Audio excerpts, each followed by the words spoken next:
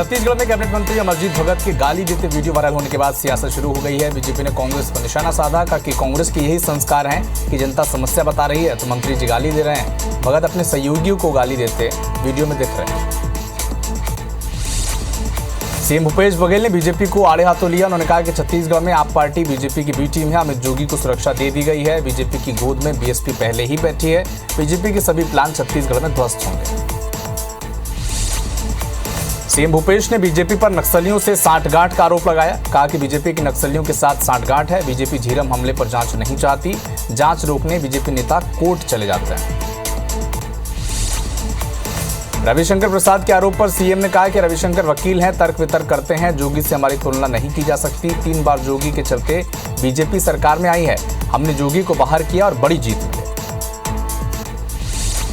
CM Bhupesh ने BJP पर निशाना साधा। कहा कि छत्तीसगढ़ में बीजेपी के नेता जुए खिलवाने में संलिप्त हैं, इसलिए केंद्र ऑनलाइन सट्टे पर बैन नहीं लगाती। ऐप के जरिए जीएसटी वसूल रही है। देश में युवाओं को सट्टे में ढकेला जा रहा है। छत्तीसगढ़ में ट्रेनों की लेट लतीफी पर सीएम भूपेश ने कहा, कौन सी ट्रेन कब आएगी जाएगी नहीं बताते। अब ट्रेन टिकट में टाइम भी नहीं लिखकर देते। खरोरा में पूर्व मंत्री रविशंकर प्रसाद बीजेपी कार्यकर्ताओं के बीच पहुंचे। बीजेपी कार्यकर्ताओं ने जोरदार स्वागत किया। कार्यक्रम को डैमेज कंट्रोल बैठक के रूप में देखा जा रहा है। सांसद सुनील सोनी, अनुज शर्मा भी मौजूद रहे।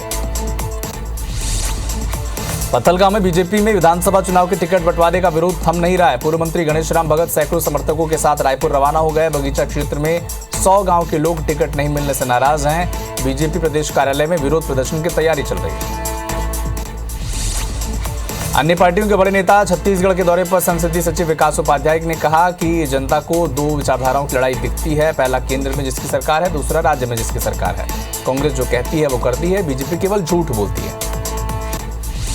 रायपुर और डोंगरगढ़ तक ट्रेनों का स्टॉपेज और अस्थायी विस्तार किया जा रहा है। नवरात्र में डोंगरगढ़ जाने वाले दर्शनार्थियों को सुविधा मिलेगी।